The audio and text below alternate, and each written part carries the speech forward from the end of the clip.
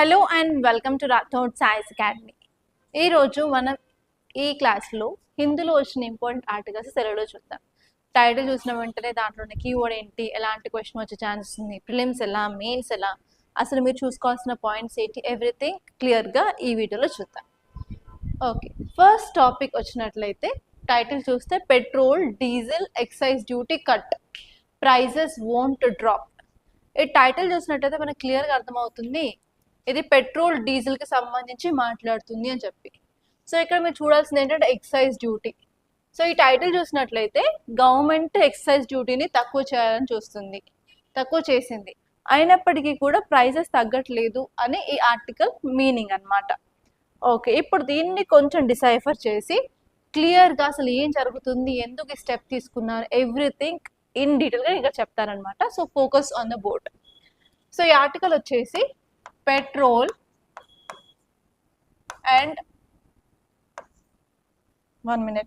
ఈ ఆర్టికల్ వచ్చేసి petrol and diesel prices గురించి మాట్లాడుతుంది. ఓకే, ఇప్పుడు మనం కొంత బేసిక్ బ్యాక్గ్రౌండ్ చూసినట్లయితే అసలు ఏం జరుగుతుంది, వెస్ట్ ఏషియాలో క్రైసిస్ అయితే ఉంది కదా, ఆ వెస్ట్ ఏషియాలోని క్రైసిస్ వల్లే ఇప్పుడు మనకి పెట్రోల్ అండ్ డీజిల్ ప్రాబ్లం ఉంది అని తెలుసు. ఓకే,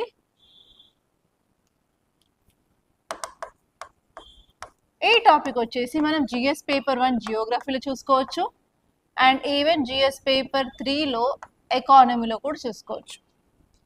దీనికి కొంత బ్యాక్గ్రౌండ్ ఏంటో చూద్దాం. మనందరికీ తెలుసు వెస్ట్ ఏషియాలో ఇష్యూస్ జరుగుతున్నాయి. ఏ ఏ కంట్రీస్ మధ్య ఇష్యూ జరుగుతుంది, ఒకవైపు ఇజ్రాయెల్ అండ్ యుఎస్ ఉంది, ఇజ్రాయెల్ ప్లస్ యుఎస్ ఒకవైపు, ఇంకొక సైడ్ ఏమో ఇరాన్. ఈ రెండు కంట్రీస్ కలిపి ఇరాన్ మీద అటాక్ చేస్తుంది. ఇరాన్ ఏం చేస్తుంది, రిటాలియేషన్ అటాక్స్ కూడా చేస్తుంది. దానివల్ల ఎస్పెషలీ గ్లోబల్గా ఆయిల్ సప్లై ఇంపాక్ట్ అయితే ఉంది. వాళ్ళు ప్రొడక్షన్ తగ్గించారు, అంతేకాకుండా స్ట్రైట్ ఆఫ్ హార్మోస్లో సేఫ్టీ అండ్ సెక్యూరిటీ లేదు అని చెప్పేసి ఇలా మూవ్మెంట్ ఆఫ్ ఆయిల్ అనేది తగ్గిపోయింది. దానివల్ల ఇండియా మీద కూడా చాలా ఇంపాక్ట్ ఉంది, అదంతా మనకు తెలుసు. సో మనం ఇంతకుముందు క్లాస్లలో petrol and diesel pricing around 6 AM decide చేస్తారు, ఆయిల్ మార్కెటింగ్ కంపెనీస్ చాలా రోల్ ప్లే చేస్తాయి, అవంతా చదువుకున్నాం కదా. సో ఇప్పుడు జరుగుతున్న సిచ్యువేషన్ ఏంటంటే ఇలా వెస్ట్ ఏషియాలోని క్రైసిస్ వల్ల గ్లోబల్ లెవెల్లో అంటే ఇంటర్నేషనల్ మార్కెట్స్లో ఆయిల్ ప్రైసెస్ విపరీతంగా పెరిగాయి. సో నార్మల్గా $70 per barrel ఉండేది కాస్త ఈ రోజు న్యూస్ పేపర్ ప్రకారం $122 per barrel పెరిగిందనమాట. అరౌండ్ $52 per barrel పెరిగింది ప్రైస్. అంటే almost around 80% of price of crude oil పెరిగింది అని చెప్పొచ్చు అనమాట ఇంటర్నేషనల్ మార్కెట్స్లో. ఓకే, మనం ఈ యొక్క క్రూడ్ ఆయిల్ని ఇండియాకి తెస్తున్నాం కదా. సో మనం క్రూడ్ ఆయిల్ని ఇండియాకి తెచ్చుకొని మన దగ్గర ఆయిల్ రీఫైనరీస్ ఉంటాయి. అండ్ ఆయిల్ రీఫైనరీస్ ఏం చేస్తాయి, ఫ్రాక్షనల్ డిస్టిలేషన్ అనే మెథడ్ యూజ్ చేసేసి డిఫరెంట్ టెంపరేచర్స్లో అంటే ఆయిల్ని హీట్ చేస్తారు. హీట్ చేసి అది కూడా కంట్రోల్ ఎన్వైర్న్మెంట్లో డిఫరెంట్ టెంపరేచర్లో డిఫరెంట్ ప్రోడక్ట్స్ని వాళ్ళు తీస్తారనమాట. Like diesel, petrol, naphthalene, kerosene అలాంటివి. దాని తర్వాత వచ్చిన పెట్రోల్ అండ్ డీజిల్ ఏమవుతుంది అంటే మనకి ఆయిల్ మార్కెటింగ్ కంపెనీస్ ఉంటాయి. ఈ oil marketing companies different petrol బంక్స్కి అలా అమ్ముకుంటూ ఉంటాయి అన్నమాట. సో ఇది ప్రాసెస్. సో ఇప్పుడు ఏమవుతుంది అంటే ఇంటర్నేషనల్ లెవెల్లో క్రూడ్ ఆయిల్ ప్రైస్ అనేది పెరిగింది. దానివల్ల ఇప్పుడు ఆయిల్ మార్కెటింగ్ కంపెనీస్ చాలా లాసెస్లో ఉన్నాయి. సో పర్ లీటర్కి అరౌండ్ 20 నుంచి 30 రూపీస్ వరకు లాస్లో ఇప్పుడు oil marketing companies petrol and diesel అమ్ముతున్నాయి అన్నమాట. సో అందుకని ఇప్పుడు గవర్నమెంట్ ఏం చేసింది అంటే పెట్రోల్ అండ్ డీజిల్ మీద ఇంపోజ్ చేసి ఎక్సైజ్ డ్యూటీస్ని తగ్గించింది. అసలు ఎక్సైజ్ డ్యూటీస్ అంటే ఏంటి మేడం అంటే మన కంట్రీలో ప్రొడ్యూస్ అయ్యే గూడ్స్ వాటి మీద ట్యాక్స్ అనేది ఇంపోజ్ చేస్తారు, దాన్నే ఎక్సైజ్ డ్యూటీ అంటారనమాట. సో ఇప్పుడు పెట్రోల్ అండ్ డీజిల్ ప్రొడక్షన్ అవుతుంది కదా మన ఇండియాలో. ఓకే, దానికి సంబంధించిన ఎక్సైజ్ డ్యూటీని తగ్గించారు. పెట్రోల్ అయితేనేమో ఇంతకుముందు $13 per లీటర్ వేసేవాళ్ళు, ఇప్పుడు దాన్ని కాస్త $3కి తగ్గించారు. డీజిల్ మీద అయితేనే $10 ఇంపోజ్ చేసేవారు, ఇప్పుడు 0 అని అంటున్నారు అనమాట. అంటే per litre of petrol diesel ఏదైనా సరే రూపాయల ఎక్సైజ్ డ్యూటీని తగ్గించడం జరిగిందనమాట. సో ఇప్పుడు గవర్నమెంట్ ట్యాక్స్ తగ్గించింది అంటే ఫైనల్ గా ఎవరు కొనుక్కుంటారు? అది జనరల్ పబ్లిక్ కొనుక్కుంటారు కదా. సో జనరల్ పబ్లిక్ ఏం చేస్తారు అంటే నార్మల్ గా ప్రైసెస్ ఆఫ్ పెట్రోల్ డీజిల్ తగ్గుతుంది అని చెప్పి జనరల్ పబ్లిక్ అనుకుంటారు. ఎస్, కానీ ఆర్టికల్ ఏం చెప్తుంది అంటే ఇక్కడ excise duty like 10 rupees per litre of petrol and diesel తగ్గించినప్పటికీ కూడా మనకి పెట్రోల్ బంకుల్లో పెట్రోల్ అండ్ డీజిల్ ప్రైసెస్ మీద ఎలాంటి చేంజ్ లేదు.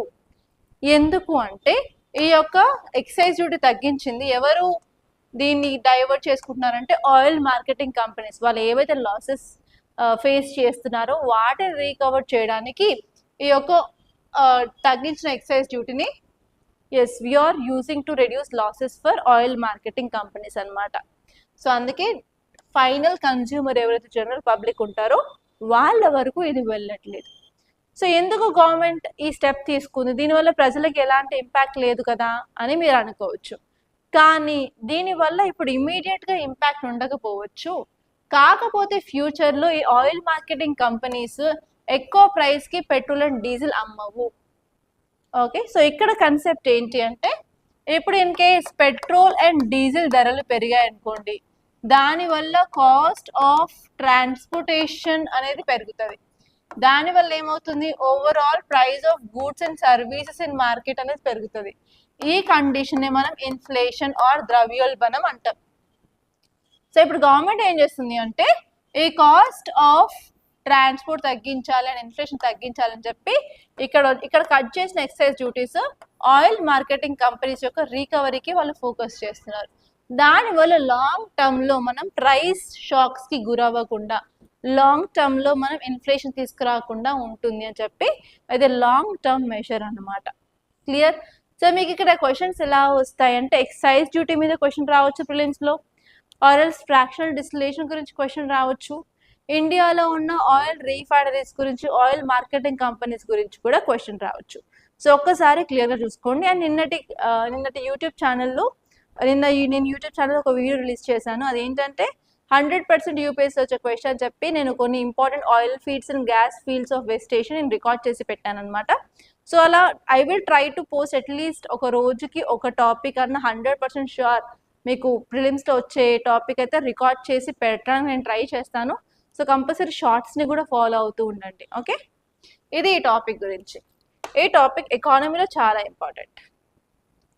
అండ్ నెక్స్ట్ ఆర్టికల్ ఇక్కడ చూడండి, టైటిల్ చూసుకున్నట్లయితే 5 killed as avalanche strikes Dojila Pass on Srinagar Leh National Highway. Srinagar లే నేషనల్ హైవే మీద ఒక స్నో అవలాంచ్ అయింది. సో ఇక్కడ మీరు చూసుకున్నట్లయితే వెహికల్స్ కూడా స్నో కింద ఉండిపోయినాయి అండ్ అరౌండ్ 5 members చనిపోయారు అని ఈ ఆర్టికల్ చెప్తుంది. సో మీరు ఇక్కడ చూడాల్సింది ఏంటి కీవర్డ్ అంటే అవలాంచ్.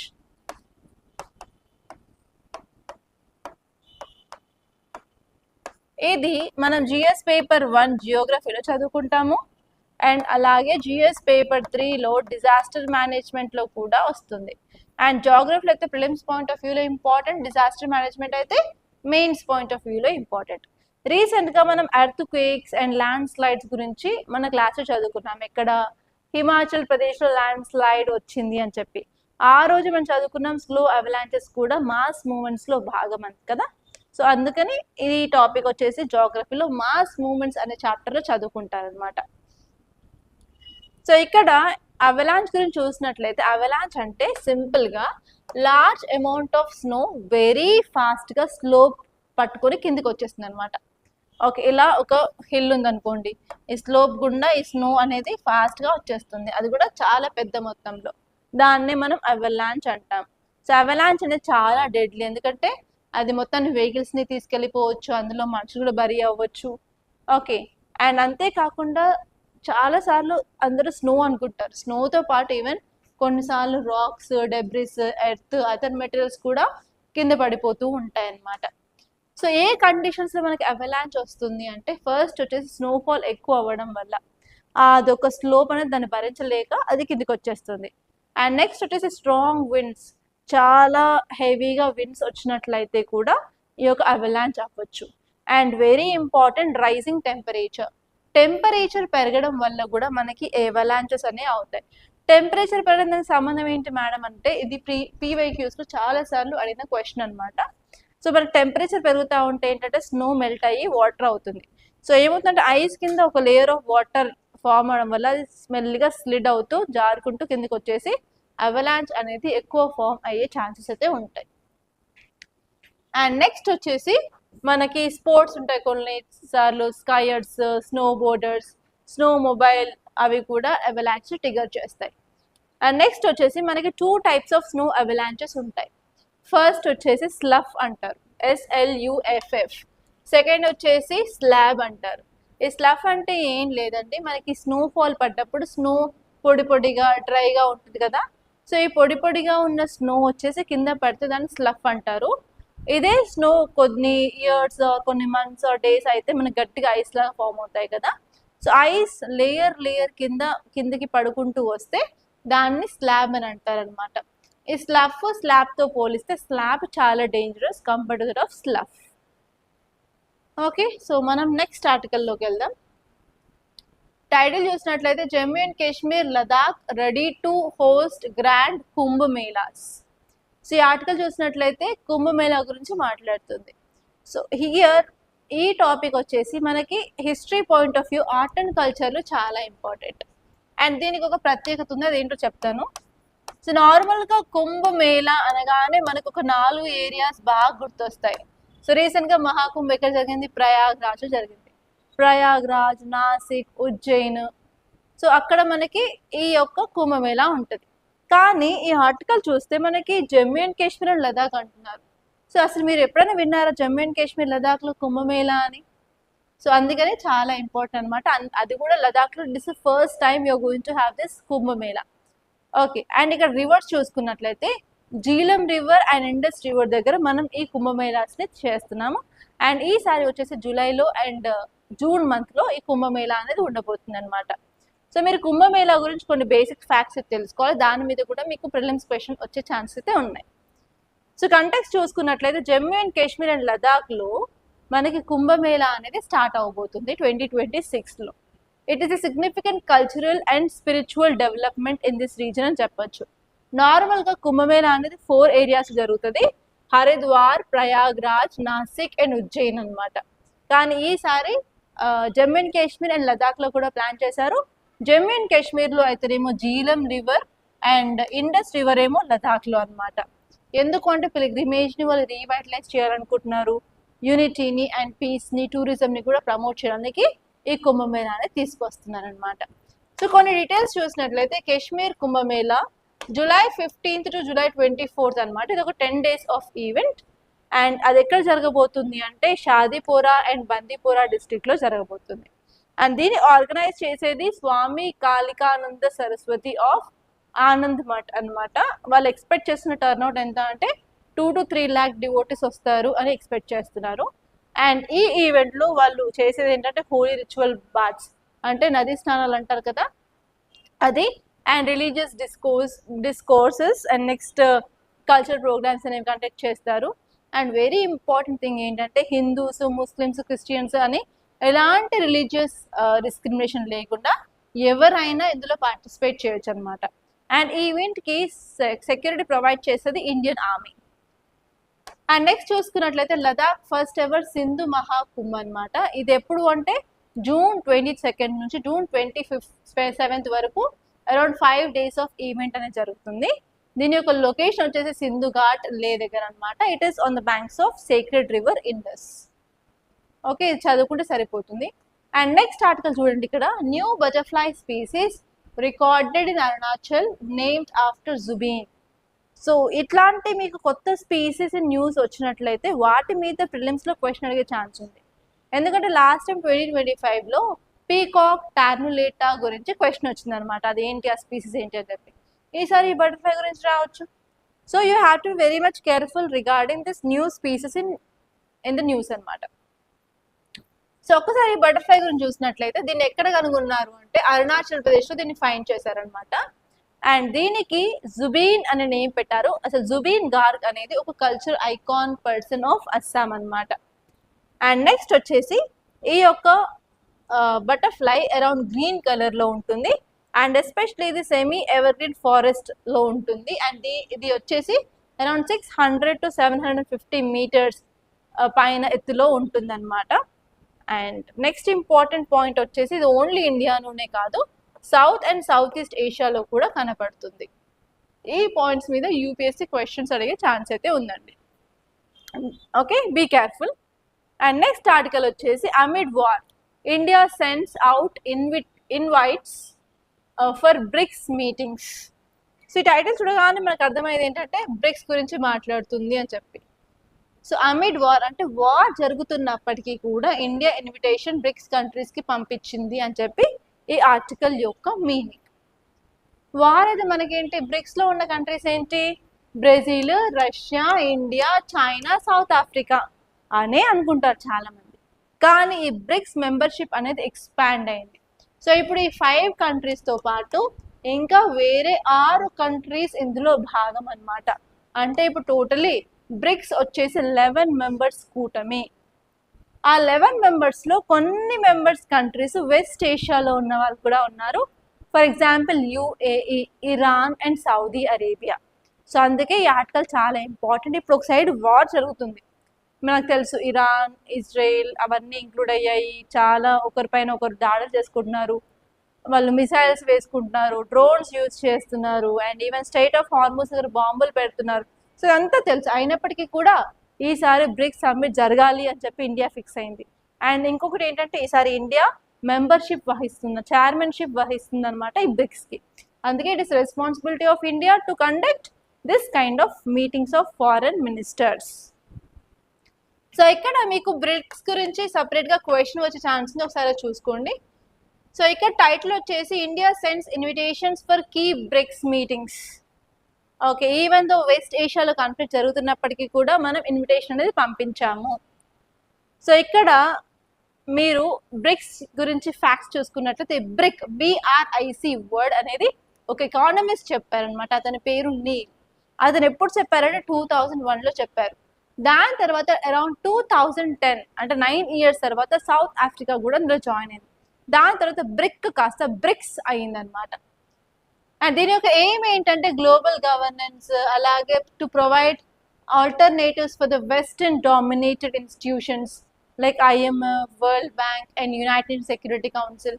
అండ్ చైర్మన్షిప్ వచ్చి ప్రతి ఇయర్ రొటేట్ అవుతూ ఉంటుంది. ఈసారి బ్రెజిల్తో ఉందనుకోండి, నెక్స్ట్ వచ్చేసి రష్యా, దాని తర్వాత ఇండియా, దాని తర్వాత చైనా, దాని తర్వాత సౌత్ ఆఫ్రికా. సో అలా ఒక కంట్రీకి రొటేషన్ బేసిస్లో చైర్మన్షిప్ అనేది ఉంటుందన్నమాట. అండ్ ఈ గ్రూపింగ్ ద్వారా వాళ్ళు పొలిటికల్ సెక్యూరిటీ అండ్ ఫినాన్షియల్ సెక్యూరిటీని ప్రొవైడ్ చేయాలి అనుకుంటున్నారు. అండ్ ఈ యొక్క బ్రిక్స్ వచ్చేసి అరౌండ్ 49.5% ఆఫ్ గ్లోబల్ పాపులేషన్ అనేది ఈ బ్రిక్స్ గ్రూపింగ్లో ఉంటారు. And around 40% of global GDP కూడా వీళ్ళు కాంట్రిబ్యూట్ చేస్తారు. అండ్ 26% ఆఫ్ గ్లోబల్ ట్రేడ్ అనేది ఈ 11 కంట్రీస్ గుండా వెళ్తుంది అనమాట. సో ఇనిషియల్గా ఇది ఫామ్ అయినప్పుడు మెంబర్స్ ఏంటంటే 5 మెంబర్స్ ఉండేవాళ్ళు, Brazil, Russia, India, China and south Africa. దాని తర్వాత వేరే మెంబర్స్ యాడ్ అయిన తర్వాత దీన్ని బ్రిక్స్ ప్లస్ అని అంటున్నాం అనమాట. ఇందులో Egypt, Ethiopia, Iran, Indonesia, Saudi Arabia and UAE. So మీకు దీని మీద క్వశ్చన్ ఎలా వస్తుందంటే consider the following countries, which of the above countries are part of BRICS అని అడిగే ఛాన్స్ ఉంది. అందులో వెస్ట్ ఏషియన్ కంట్రీస్ని చాలా ఇంక్లూడ్ చేయొచ్చు ఈసారి, అదొక ట్రిక్ యూజ్ చేయొచ్చు అనమాట UPSC. Okay, now let us see the next article. Title చూసినట్లయితే nearly 20,000 turtle eggs conserved on Hope island.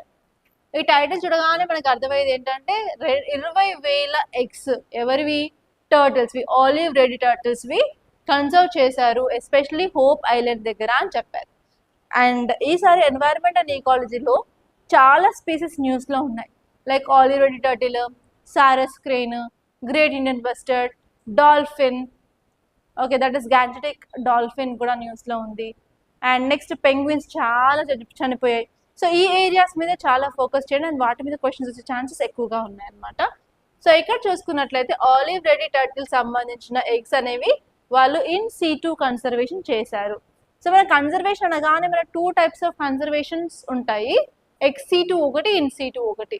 X situ అంటే ఆ ఏరియా నుంచి వాటిని బయటకు తీసుకెళ్ళి బయట ప్రొటెక్ట్ చేస్తారనమాట. ఇన్ situ అంటే వాళ్ళు ఉన్న లొకేషన్లోనే వాళ్ళ యొక్క కన్సర్వేషన్ చేస్తారు. సో ఇక్కడ ఎగ్స్ అనేవి హోప్ ఐలాండ్ దగ్గర ఉన్నాయి కాబట్టి ఇప్పుడు అక్కడే వాళ్ళు ఆ ఎగ్స్ ని కన్సర్వ్ చేస్తున్నారు కాబట్టి అది ఇన్ సీటు కన్జర్వేషన్ మెథడ్ అవుతుంది.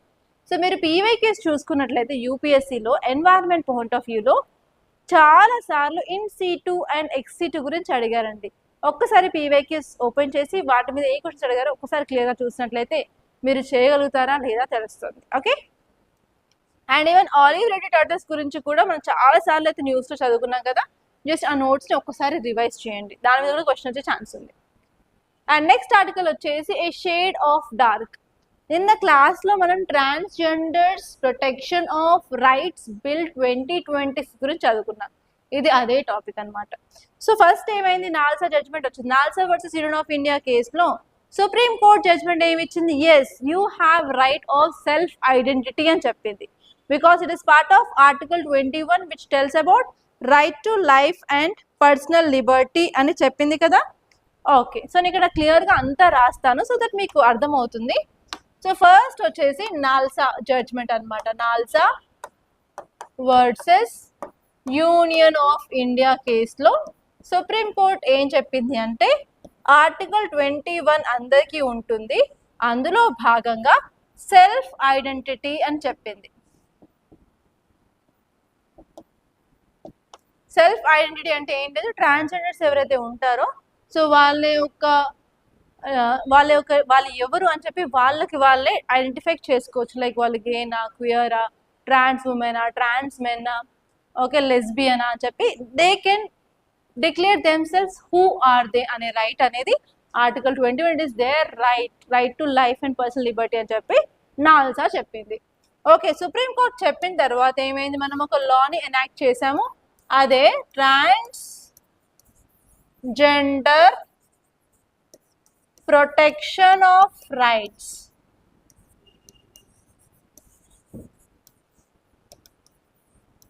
ప్రొటెక్షన్ ఆఫ్ రైట్స్ యాక్ట్ 2019 తీసుకొచ్చేసి వాళ్ళకి సెల్ఫ్ ఐడెంటిటీని మనం ప్రొవైడ్ చేయడం జరిగింది. అంతేకాకుండా వాళ్ళకి కొంతవరకు right to life and personal Liberty article 21 ensure చేశాము, వాళ్ళకి ప్రొటెక్షన్ గురించి ఫోకస్ చేయడం జరిగింది. దాని తర్వాత ఇప్పుడు జరుగుతున్న సెషన్లో 2026లో మనం transgender protection of rights amendment బిల్ని తీసుకొచ్చాము.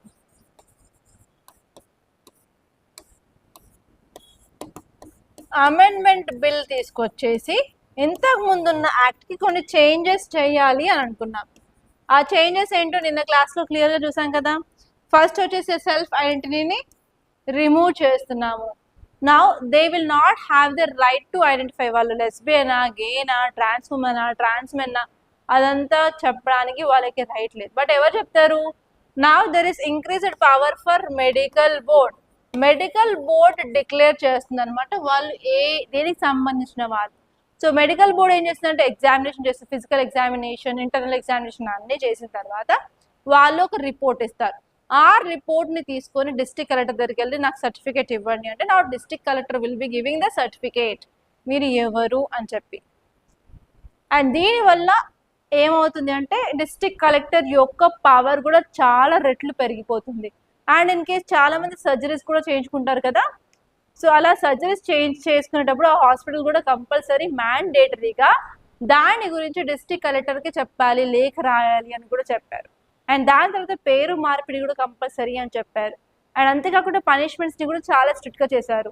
లైక్ డిస్క్రిమినేషన్ చేశారు ట్రాన్స్జెండర్ బేస్డ్ అంటే వాళ్ళకి around 5 lakhs of punishments and 5 lakh of fine, అలాగే ఇంప్రిజన్మెంట్ కూడా చెప్పారు. అండ్ అంతేకాదు they should not be any discrimination చెప్పారు. అండ్ ఫోర్స్ఫుల్గా జెండర్ మార్చుకోవాలని చెప్పి ఫోర్స్ చేస్తే కూడా వాళ్ళకి పెనాలిటీ ఉంటుంది అని చెప్పి కూడా చెప్పడం జరిగింది. సో ఈ ఆర్టికల్ ఏం చెప్తుంది అంటే సెల్ఫ్ ఐడెంటిటీని తీసేసింది. అంటే ఇప్పుడున్న గవర్నమెంట్ ఈ యొక్క సుప్రీంకోర్టు జడ్జ్మెంట్ని ఓవర్ రూల్ చేసే విధంగా ఉంది. అండ్ ఇట్ ఈస్ వయోలేటింగ్ ఆర్టికల్ 21 అని అంటుంది అనమాట. అంతేకాదు ఈ బిల్ అనేది లోక్సభలో జస్ట్ వాయిస్ ఓట్ ద్వారా పాస్ అయింది అండ్ లోక్సభలో కూడా పాస్ అయింది. సో ఇప్పుడు ఈ బిల్ అనేది ప్రెసిడెంట్ అసెంట్ కోసం వెయిట్ చేస్తుంది. కాబట్టి ఇప్పుడు ట్రాన్స్జెండర్స్ అందరూ ఏం చేస్తున్నారు అంటే ప్రెసిడెంట్ సంతకం పెట్టకూడదు ఈ బిల్ మీద అని చెప్పి ప్రొటెస్ట్ అయితే చేస్తున్నారు. అందుకే ఇది న్యూస్లో ఉంది. అండ్ వాళ్ళు అడిగేది ఏంటంటే we want our self identity, it is our right అని చెప్పి హోర్డింగ్స్ పెట్టుకొని మరి వాళ్ళు ప్రొటెస్ట్ అయితే చేస్తున్నారనమాట. ఇది ఈ టాపిక్ గురించి ఇన్ డీటెయిల్. ఓకే, నెక్స్ట్ మనం ప్రిలిమ్స్ ప్రాక్టీస్ క్వశ్చన్స్ చూద్దాం. ఈరోజు 2 క్వశ్చన్స్ ఇచ్చాను. ఒకటి వచ్చేసి ఆలివ్ రెడ్లీ మీద, ఎందుకంటే దీని మీద క్వశ్చన్ వచ్చే ఛాన్స్ ఉంది అని చెప్పి ఎందుకో 100% నాకు ఇంట్రొడక్షన్స్ చెప్తున్నాయి అనమాట, అందుకే ఇచ్చాను. సో ఇక్కడ చూసినట్లయితే question, which of the following statements are correct? Olive Ridley turtles are classified as endangered by IUCN. Next, they are protected under Schedule 1 of Wildlife Protection Act 1972. Next, Gahirmatha Coast is one of the largest nesting sites in world. So normally olive ridley turtles అనేవి మనకి vulnerable కేటగిరీలో ఉంటాయి. And every year వేలాది turtles వచ్చేసి Coast దగ్గర వచ్చేసి వాళ్ళు egg పెట్టేసి వెళ్ళిపోతాయి అనమాట. దీన్నే మాస్ నెస్టింగ్ అని అంటారు. దీని పేరు వచ్చేసి అరిబాదా. ఇది దీనికి ఫేమస్ అనమాట. ఆ టైంలో AP government and even Odisha government and government of India కూడా they will take lots of steps to conserve this turtles. మంచిగా రావాలి, వెళ్ళిపోవాలి విత్ దేర్ చిల్డ్రన్ అన్నట్టు they will be like taking lots of efforts across this coast అనమాట. So అక్కడ very important site ఏంటంటే Gahirmatha Coast అనమాట. So ఇక్కడ మీరు ఆర్టికల్ క్వశ్చన్ చూసినట్లయితే ఇది ఎండేంజర్డ్ కాదు, ఇది వల్నరబుల్ కేటగిరీలో. సో 1ని ఎలిమినేట్ చేయండి, you will get the right answer. 2 and 3 is right. So యూపీఎస్సీలో మీరు ప్రిలిమ్స్ క్వశ్చన్స్ చేసేటప్పుడు అన్నీ తెలిసి ఉండాలని అనకండి. అన్నీ ఫర్ షూర్ తెలిసి ఉండవు. మీకు క్వశ్చన్లో 2-3 స్టేట్మెంట్స్ 4 స్టేట్మెంట్స్ వస్తే అట్లీస్ట్ 1-2 తెలిసి ఉంటాయి, మిగతా తెలియదు. సో మీరు ఏం చేయాలి అంటే మీకు ఉన్న నాలెడ్జ్ తోటి మీరు స్టేట్మెంట్స్ని ఎలా ఎలిమినేట్ చేస్తారు. సో ఇప్పుడు స్టేట్మెంట్ ఒక్కటి ఎలిమినేట్ చేశాను నేను, ఆన్సర్ చేసింది కదా. సో అలా ఎలిమినేషన్ మీద ఎక్కువ ఫోకస్ చేసి కరెక్ట్ ఆన్సర్ తీసుకోవడానికి ట్రై చేయండి. సో అంతా నేను చదువుకొని చేస్తాను, నా నాలెడ్జ్ కూడా చేస్తానని వోంట్ హ్యాపెన్ అనమాట. ఫర్ షూర్ ఎలిమినేషన్ చేయాల్సిందే. అలా అయితేనే మీరు ఎగ్జామినేషన్ క్లియర్ చేస్తారు, లేకపోతే లేదు. ఓకే, నెక్స్ట్ క్వశ్చన్ వచ్చేసి consider the following countries: Brazil, India, South Africa, Mexico. Which of the above are members of BRICS? నేను చాలా డెడ్ ఈజీ క్వశ్చన్ ఇచ్చాను. ఇంత డెడ్ ఈజీ క్వశ్చన్ అయితే ఫర్ షూర్ యూపీఎస్సీలో ఉంటుంది. సో ఈసారి మీకు క్వశ్చన్ ఎలా వస్తుంది, నా ఇంట్రూషన్ ఏం చెప్తుంది అంటే వెస్ట్ ఏషియాలో కంట్రీస్ కూడా ఇందులో బ్రిక్స్లో భాగం, బ్రిక్స్ ప్లస్లో. ఫర్ ఎగ్జాంపుల్ సౌదీ ఉంది, ఇరాన్ ఉంది అండ్ యూఏఈ ఉంది. సో అలా ఒక 5 to 7 కంట్రీస్ ఇచ్చేసి అందులో వెస్ట్ ఏషియన్ కంట్రీస్ ఇచ్చేసి అందులో ఏది పార్ట్ అని అడిగే ఛాన్స్ ఉంది అని అనుకుంటున్నాను. The question will be in this way. So we have to wait and see అనమాట. ఎందుకంటే ఎవ్రీ టైం ఇలా క్వశ్చన్ వస్తుంది, ఒక గ్రూపింగ్ ఇచ్చేసి ఇందులో మెంబర్స్ ఏంటి అని చెప్పి మీరు పీవైక్యూస్ చేసి ఇలాంటివి చాలా వస్తాయి అన్నమాట. ఓకే, సో ఇక్కడ చూసుకున్నట్లయితే Brazil, India, South Africa 3 members, Mexico అయితే కాదు. సో ఆన్సర్ వచ్చేసి ఇంత ఈజీ క్వశ్చన్ అయితే ఫర్ షూర్ యూపీఎస్సీలో ఉంటుంది. జస్ట్ మీకు తెలియజేయడానికి ఈ క్వశ్చన్స్ తీసుకొచ్చారనమాట. So that's all guys, by this I'm concluding. Thank you so much for watching. And మీకు కనుక ఈ వీడియో నచ్చినట్లయితే కంపల్సరీ లైక్ చేయండి, అలాగే షేర్ చేయండి. అండ్ మరిన్ని ఇలాంటి అప్డేట్స్ కోసం మన ఛానల్ అయితే సబ్స్క్రైబ్ చేసుకోండి. And even we're trying to provide more and more shorts. అంతేకాకుండా ఈవెన్ ఇంటర్వ్యూలో క్వశ్చన్స్ ఎలా వస్తాయి కూడా మీకు తెలియజేయడానికి I'm also uploading the shorts of interviews. వాటిని కూడా ట్రై చేస్తే మీకు ఎలాంటి క్వశ్చన్స్ వస్తాయని చెప్పి కొంత ముందు ఐడియా అయితే ఉంటుంది. So that you will be preparing based on that. ఎందుకంటే ఇంటర్వ్యూ తర్వాత ప్రిపేర్ అవుతా అంటే కాదు. So while you're preparing for your prelims and mains you have to prepare for interview also. Okay, కాబట్టి అవి కూడా నేను పోస్ట్ చేస్తున్నాను. Try to see that it will be not more than 1 minute or 2 minutes, అంతే కదా. So just watch those, then you will be getting some idea. At least question వరకు అయినా వినండి, ఏ క్వశ్చన్ అడుగుతున్నారు, ఎలా ఫ్రేమ్ చేస్తున్నారు క్వశ్చన్స్, అది అన్న తెలుస్తుంది. Okay, that's all guys. Thank you so much and I wish you all the best.